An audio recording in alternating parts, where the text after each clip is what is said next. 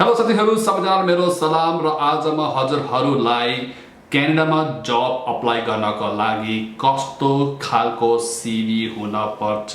भन्ने बारेमा हजुरलाई जानकारी दिनेछु। सीवी भन्नु यो तपाईले बायोडाटा भनेर बुझ्नुहुन्छ या तपाईले रेज्युमे भनेर बुझ्नुहुन्छ, जे भन्दा पनि हुन्छ त्यसको बारेमा हजुरहरुलाई जानकारी दिनेछु।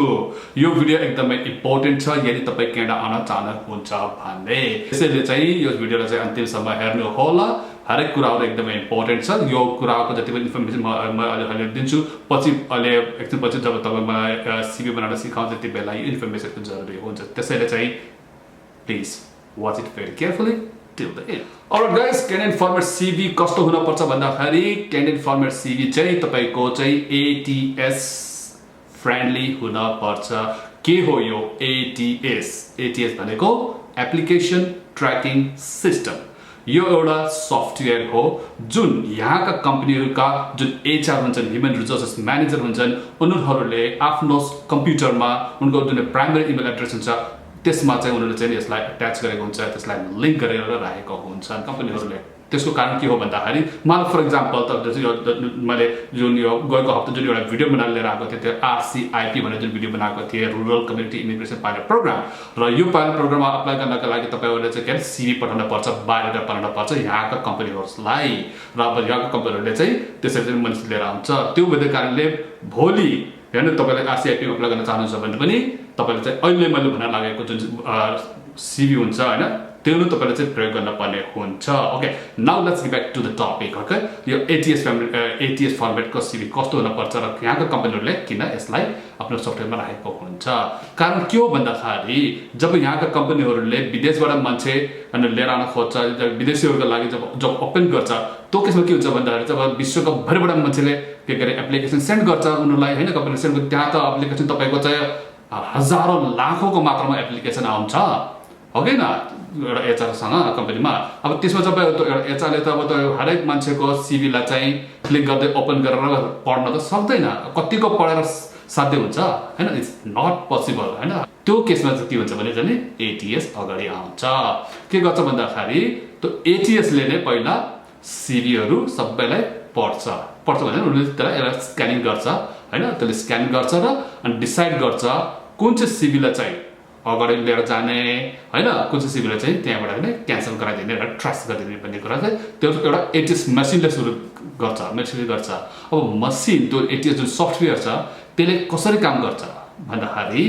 यहाँका जुन HR म्यानेजर हुन्छन्, यहाँका जुन म्यानेजर कम्पनी हुन्छन् हैन, कम्पनीहरुले जब जब भ्याकेन्सी निकाल्छ कुनै पनि वेबसाइटको लागि या वेब पेजमा लागि हैन, न्यूजपेपरमा जब जब भ्याकेन्सी निकाल्छ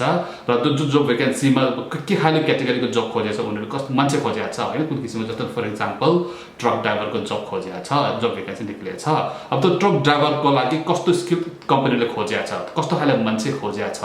त्यो किसिमको मान्छेको लागि उनीहरुले चाहिँ जब डिस्क्रिप्सनमा उनीहरुले चाहिँ रिक्वायर्ड स्किल्सहरु लेखेको हुन्छन् हैन। त्यसमा चाहिँ उसको लाइसेन्स हुन पर्यो, उसको कस्टमर सर्भिस एक्सपिरियन्स हुन पर्यो हैन, उसको कम्युनिकेसन स्किल्स हुन पर्यो, यसो सेल्स स्किल्सहरु हुन पर्यो हैन, यस्तो विभिन्न खालीको जुन स्किल्सको क्याटेगोरी गरेर उनीहरुले चाहिँ त्यहाँ यसरी लेखिरहेको हुन्छ। जस्तै त्यो भयो तपाईको लागि मानौ सेल्स एउटा वर्ड कीवर्ड्स भयो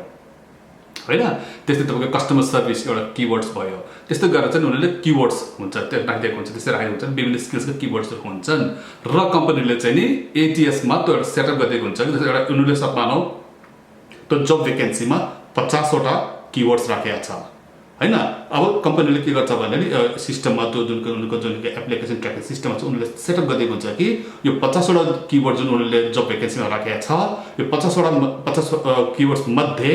यदि कुनैको एप्लिकेसनमा कुनैको बायोडाटामा 45 वटा कीवर्ड्स छ भने चाहिँ त्यो कीवर्ड्सलाई अगाडि जान त्यो बायोडाटा त्यो एप्लिकेसनलाई अगाडि जान दिने भनेर चाहिँ यसरी चाहिँ उनीहरुले सेटअप गरेको हुन्छ। अब त्यसमा कम्पनीको डिसिजन हुन्छ, कसैमा उनीहरुले 45 वटा भयो हुन्छ भन्छ, कसैमा 40 भन्दा 42 भन्दा त विभिन्न कम्पनीको आफ्नो तरिकाले राखेका हुन्छन् हैन। त्यसैले अनि त्यो भएर अनि जब कुनै पनि एप्लिकेसन यहाँको कम्पनीको इमेलमा आउँछ,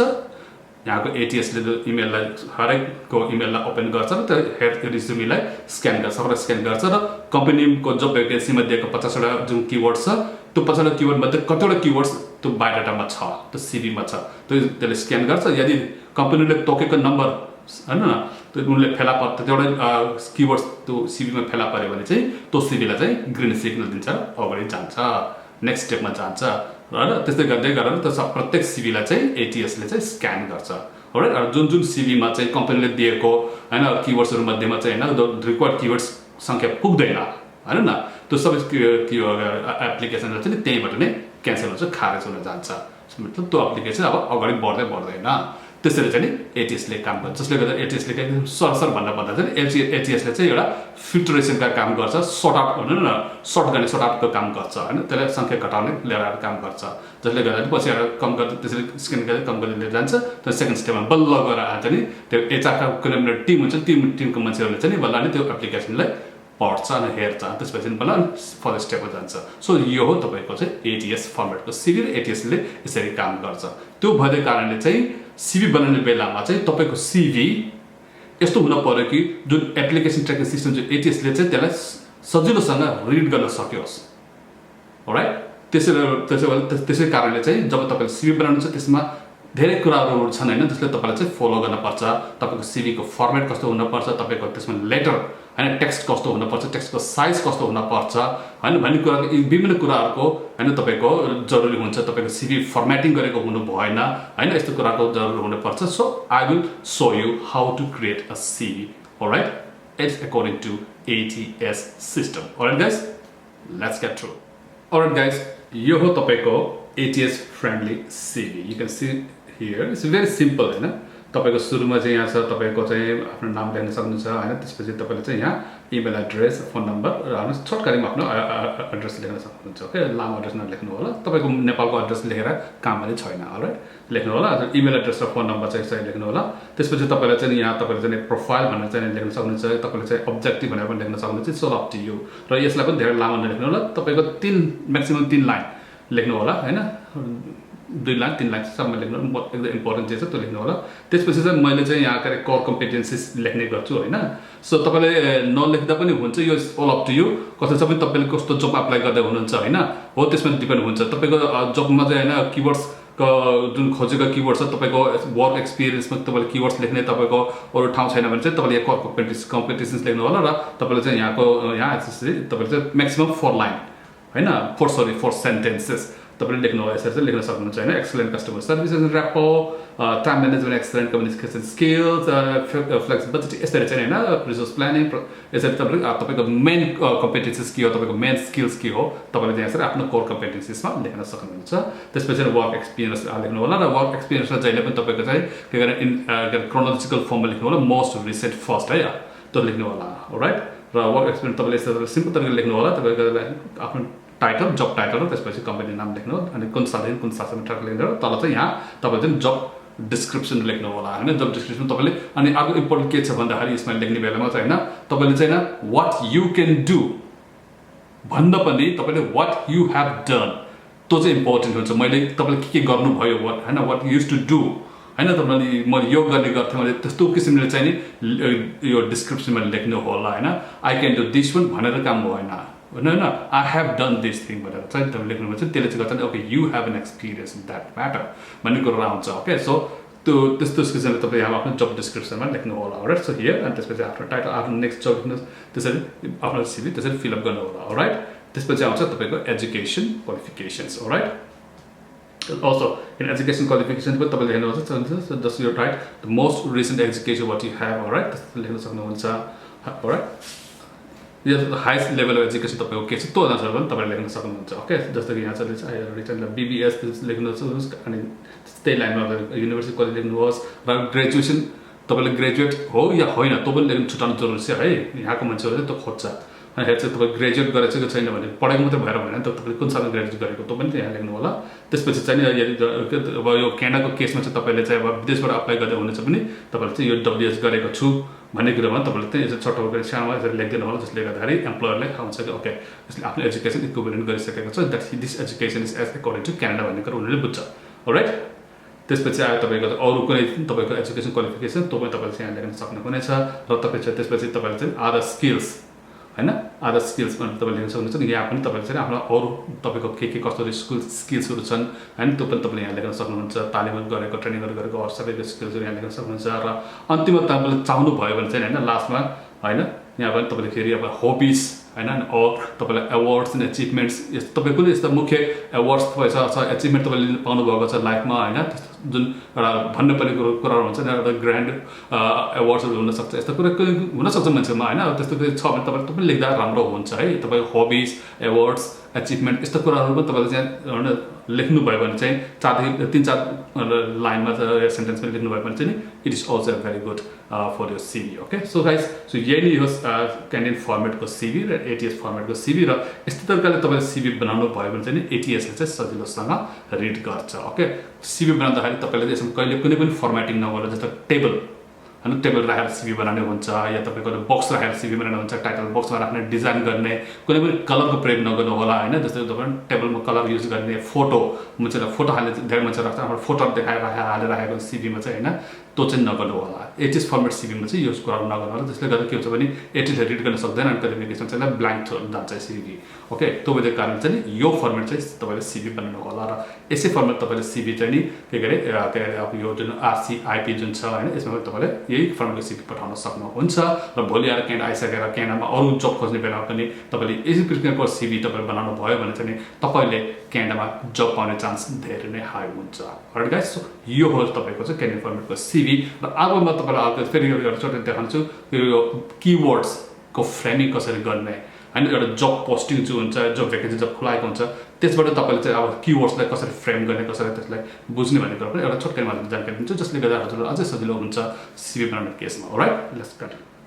सबभन्दा पहिला let's see a job vacancy in Canada एउटा जब भ्याकेन्सी हाम्रो क्यानाडामा र त्यो जब भ्याकेन्सीमाबाट अब हामीले त्यो कम्पनीले कस्तो खाले अब स्किल्स खोजेको छ हैन र त्यो जब भ्याकेन्सीबाट हामीले कीवर्ड्स कसरी छनौट गर्ने त्यसलाई फ्रेमिङ कसरी गर्ने बाहिर बनाउनको लागि भन्ने बारेमा चाहिँ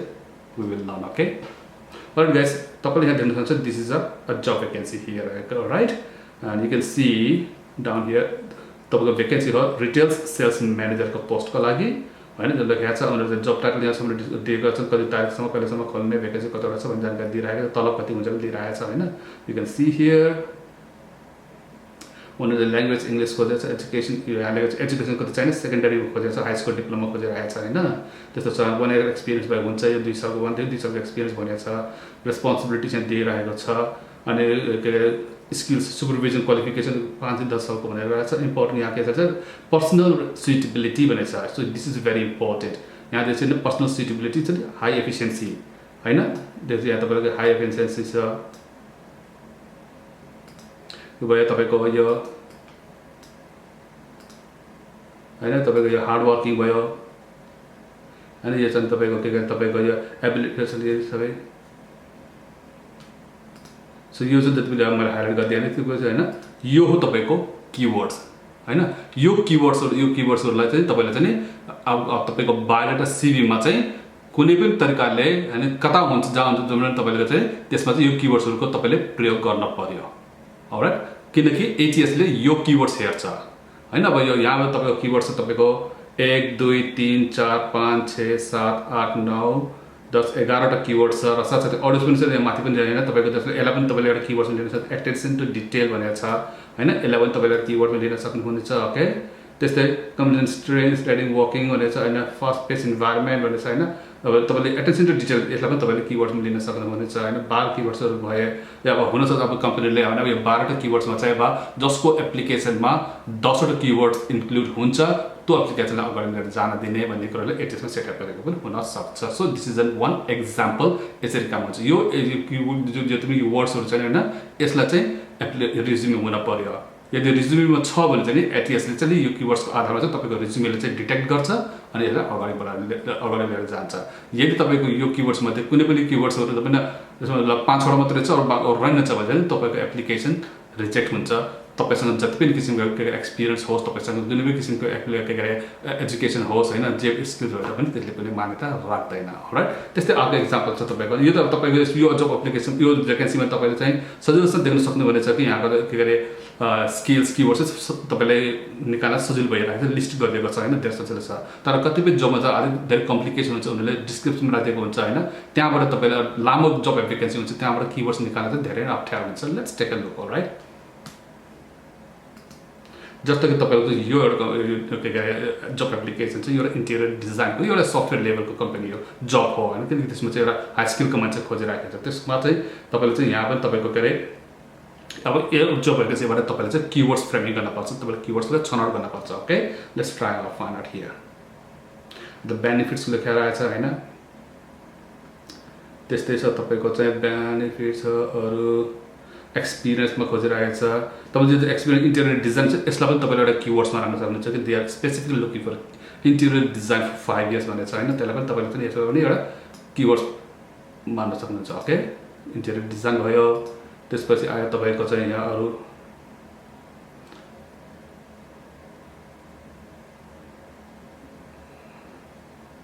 यहाँ चाहिँ क्वालिफिकेसन, यहाँ आएको छ नि, क्वालिफिकेसनमा आएपछि तपाईँ यहाँ देख्न सक्नुहुन्छ होइन, के अरे तपाईँको एक्सपिरियन्स चाहिँ मिनिमम सेभिङ क्याम्पिङ प्रोजेक्ट भनेको छ, अटोकेट भनेको छ होइन, तपाईँले अटोकेटलाई पनि तपाईँले एउटा एक्सपिरियन्स लिन सक्नुहुन्छ, रेभिट, स्केचअप होइन, एन्डस्क्याप र क्रिएटिभ एडोबी सुइट हुन्छ नि, एडोबी सुइट, यो पनि तपाईँको विभिन्न किवर्ड्स हो। उनीहरूले चाहिँ यस्तो खाले मान्छे खोजेको छ र यो कुराहरू तपाईँले एप्लिकेसनमा राख्नु पर्यो होइन। तपाईँ यहाँ अर्को चाहिँ excellent written and oral English भनेको छ होइन, तपाईँ ल्याङ्ग्वेज एफिसियन्सी भनेको छ, तपाईँको एक्सलेन्ट रिटन ओरल भन्छ नि, तपाईँ चाहिँ एक्सलेन्ट इङ्ग्लिस भन्दा हुन्छ। अझ यो लामो लेखेको छ नि, तपाईँले माथि एक्सलेन्ट इङ्ग्लिसमा तपाईँले चाहिँ किवर्डमा मेन्सन गरिदिएको हुनु पर्यो, बुझ्नु भएन। त्यस्तै छ तपाईँको चाहिँ एक्सलेन्ट इन्टरपर्सनल कम्युनिकेसन स्किल्स भनेको छ होइन, यहाँ चाहिँ अब तपाईँको इन्टरपर्सनल एउटा किवर्ड्स भयो, अनि कम्युनिकेसन स्किल्स अर्को किवर्ड्स भयो होइन, त्यस्तो छ तपाईँको। अनि एटेन्सन टु डिटेल यहाँ छ, फेरि त्यही तपाईँको एटेन्सन टु डिटेल, यो तपाईँको अर्को एउटा किवर्ड्स भयो। अनि तपाईँको एक्युरेसी होइन, यो तपाईँको अर्को किवर्ड्सहरू भयो। अनि हस्पिटालिटी,